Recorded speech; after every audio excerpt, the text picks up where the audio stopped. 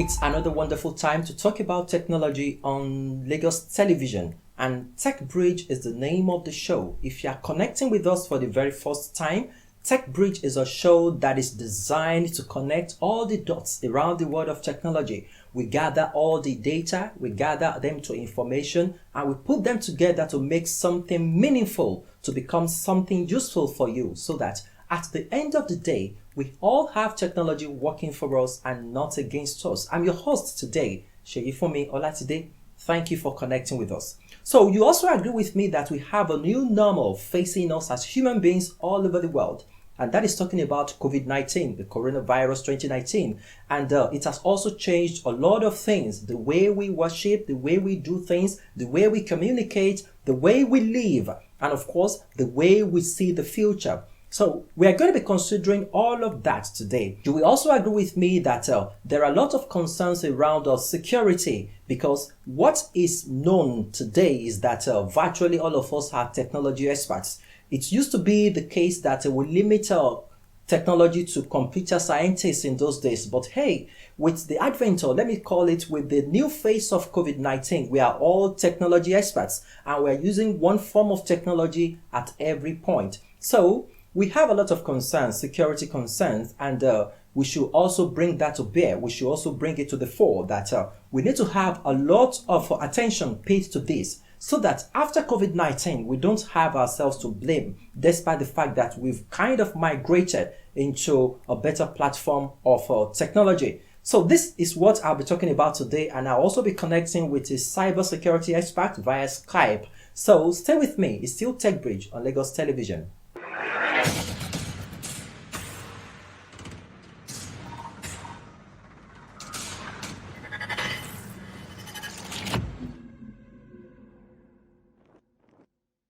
Hi guys, my name is Vincent Davose. I'm a network and cloud security expert. Keep watching TECHBRIDGE on LTV.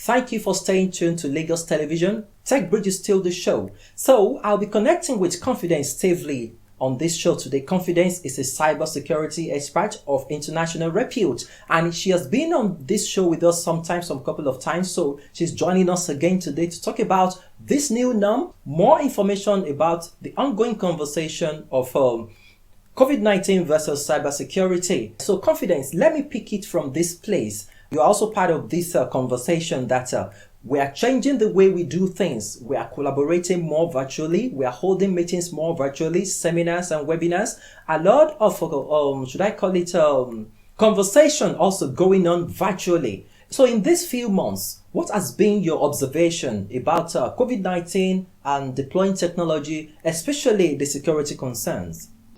So generally speaking, cybercrimes or not, confusion and fear are generally very good backdrops for crime to thrive on.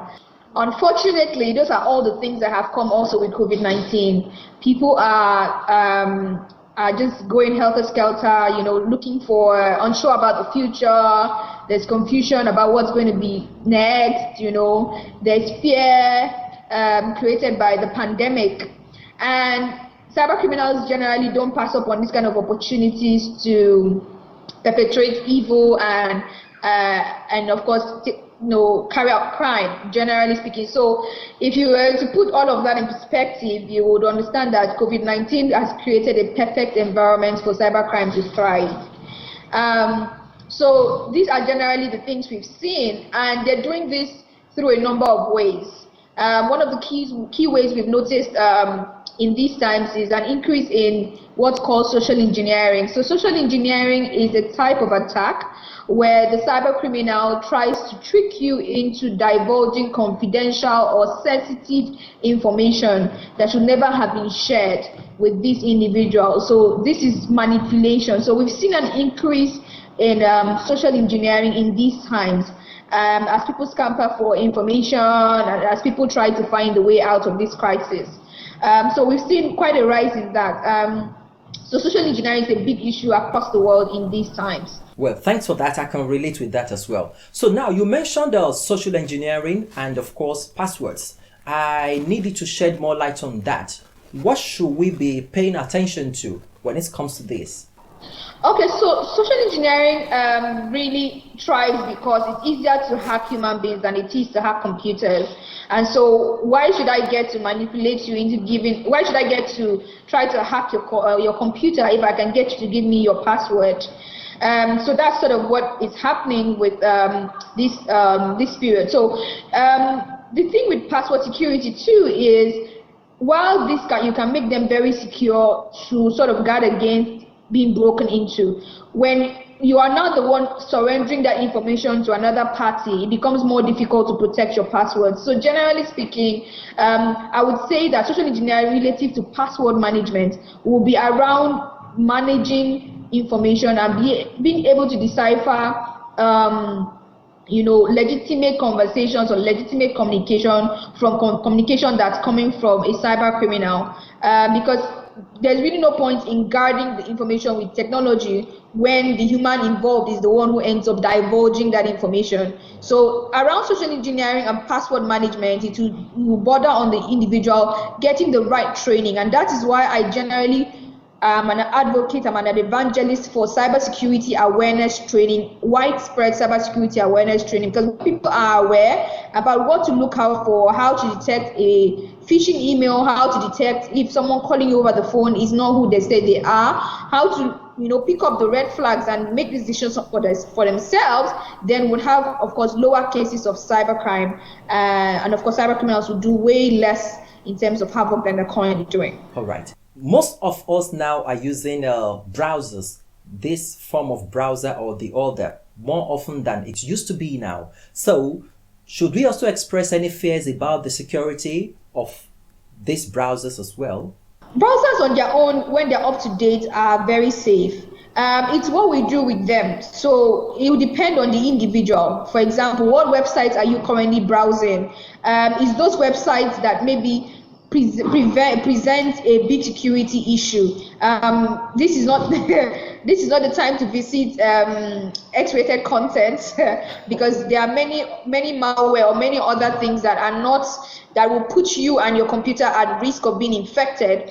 That you should avoid visiting any kind of site that warns you around security issues should totally be avoided. This is also the kind of time where you must have an antivirus installed on your computer, because most antiviruses can actually tell and can advise you about dangerous websites that you might not necessarily be able to judge with your own physical mind or your own mind and know that this is a website that's dangerous for me to visit. So it's important that you have an antivirus that's up to date, that all the applications on your computer are also up to date, and that most importantly your browser also is very up to date, because if your browser is not up to date, you're at risk of certain vulnerabilities that have been found in older versions of browser. Now, to break that down, a vulnerability is a loophole. So for example, if I have monitored you and I found out that you go out at 8 p.m. every day and you come back at 10 p.m. and you don't lock your door in that time that you are away, that means if I was to rob you, I would definitely not rob you at 7 p.m. I'll rob you at 8:15, because I know that 8:15 you would have gone out and then your door is unlocked and there's no one in your house. So that is literally what a vulnerability is. It just creates an environment for a cyber criminal to come in and of course do whatever they choose to do in that using that particular loophole to penetrate you. So make sure that your web browsers are up to date, and where possible, please have a password manager. Do not save your passwords on your web browser, and then you are free to visit just about every other normal website that's out here for people to use. All right. So let me link this one to that as well. we know that virtually all the browsers have incognito mode, so we can browse incognito. So does this also provide some form of security for users? Okay, incognito just simply means that at that point, information is not stored about you or rather is not fetched from your computer, or that is not stored about your identity on your computer at that time. It's not also gotten out from your computer and given to the provider of that service you're consuming over the internet. It does not mean that, say, for example, your internet service provider cannot collect that information. So it does not mean that your internet service provider does not know what websites you browsed or you visited. It just means that your privacy is sort of controlled, but it does not give you absolute privacy. It doesn't.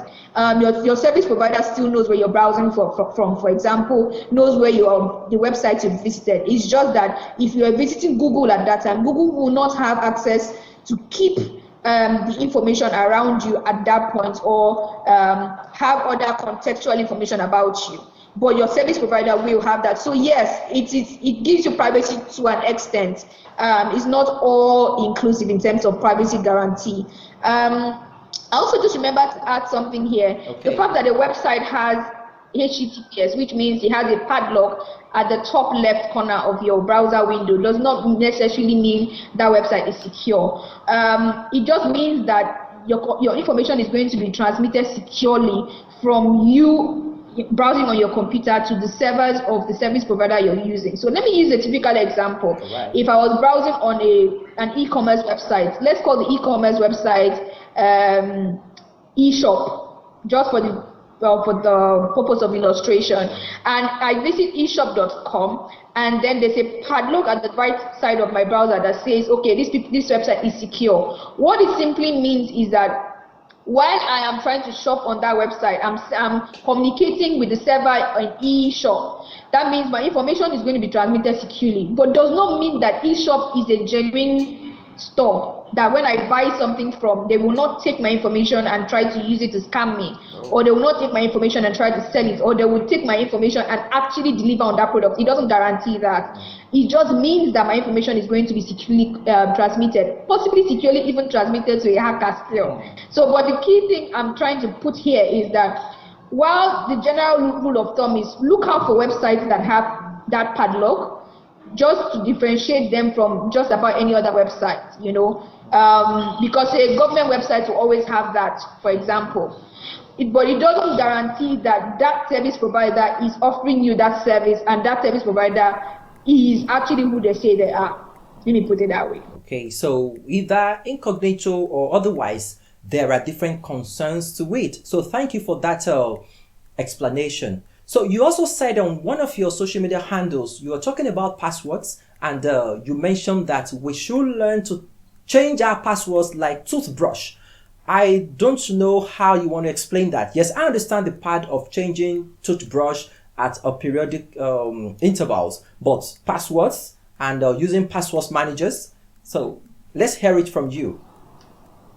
Okay, so a lot of us have passwords we've used for years and years, maybe since we were in high school or when we just finished university, but it's a totally wrong practice to have, because you will definitely not have a toothbrush, no matter how dirty you are, for that long. Why should you have a password for that long? Yeah, and for some people, they have the same password they're using everywhere. That's the password they're using for their email, that's the password they're using for their Facebook, for their Instagram. That's the password they're possibly even using for their online banking. It's a very, very wrong practice, because it just puts you at risk. Every single day we are having we are hearing news of attacks and breaches, which means that information is leaked into the public. Some of that information many times are email addresses and passwords. Now, in a situation where you have been involved, or a platform you use, you consume a service from, has been hacked, and use that same password everywhere, that means you're exposed to being hacked just about everywhere.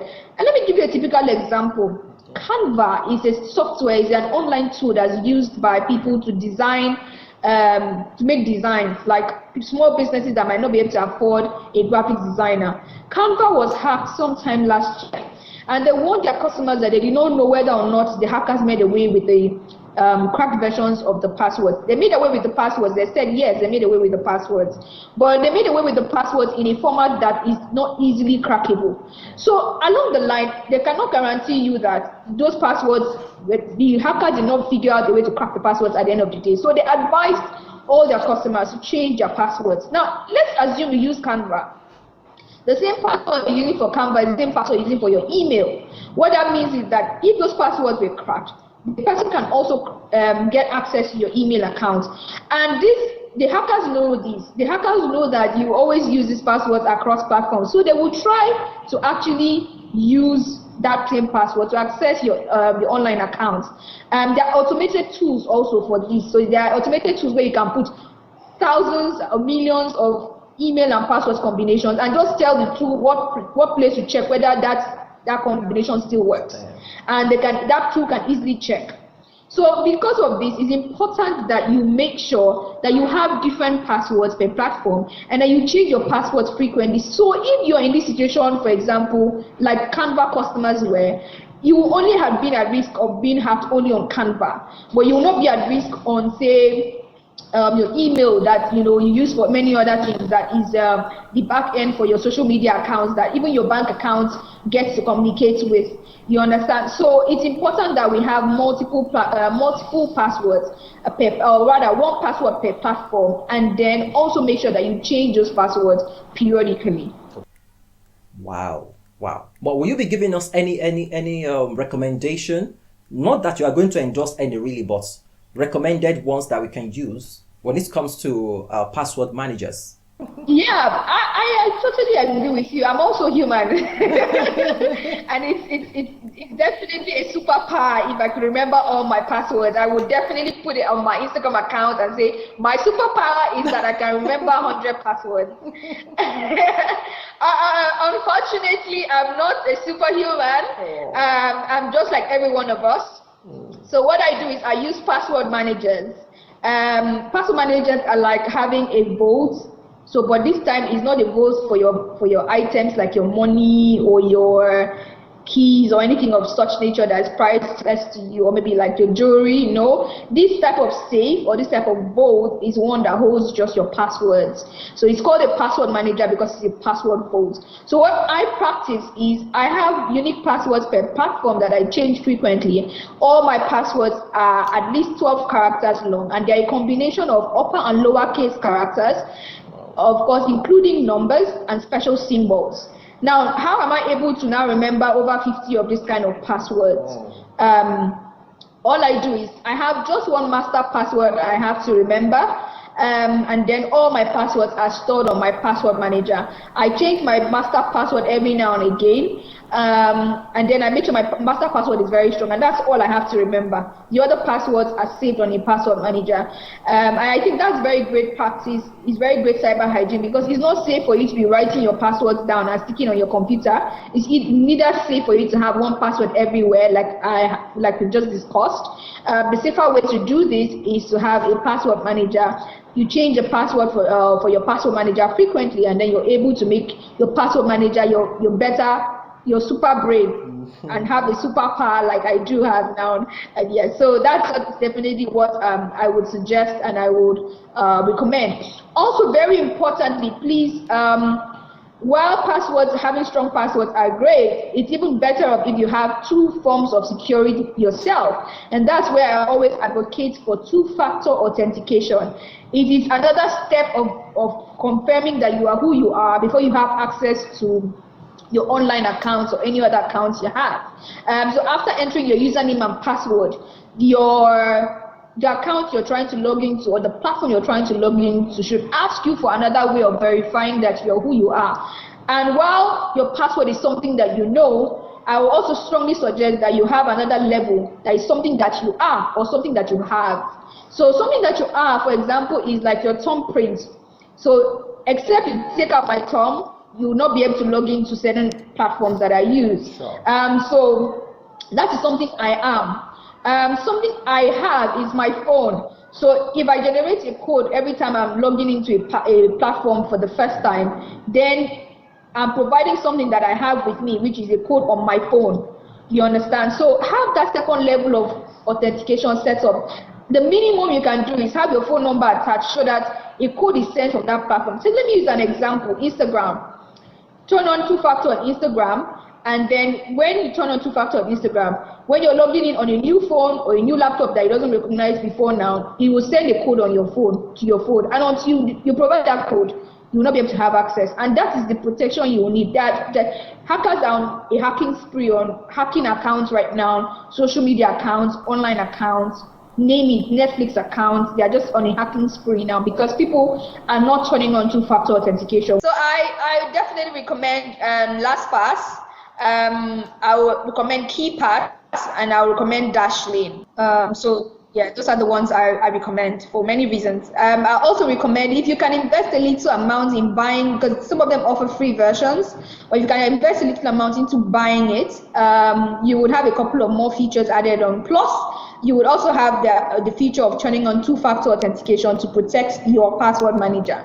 Basically, using password managers means that your passwords will be available to you as you go across devices. So from your mobile phone, your passwords will be available to you on your computer too. So it's convenient and, it serves you well. All right. Confidence. I should say thank you for connecting with us on TechBridge today. We hope to call on you some other time where we have issues around this. Thank you very much, Shay. It was nice to be here.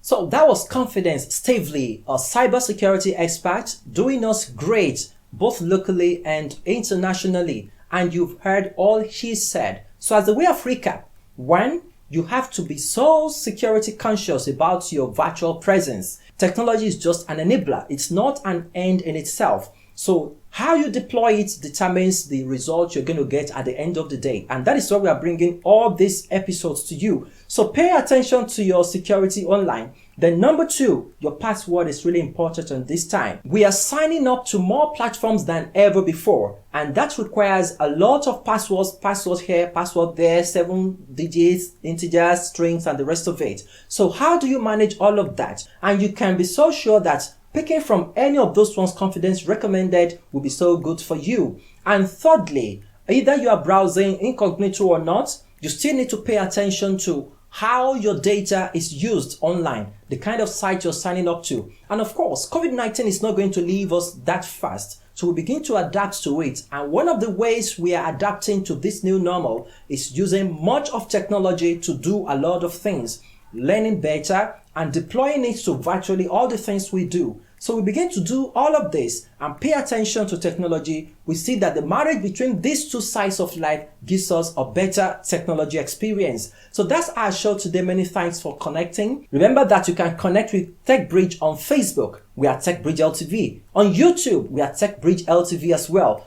Do remember to subscribe to our YouTube channel so that you can have a prompt of this fresh episode and all other previous episodes. You can watch them again and again. So till some other time, keep innovating, keep achieving more, and keep leveraging on technology. I am Sheyi from Olatide. Bye for now.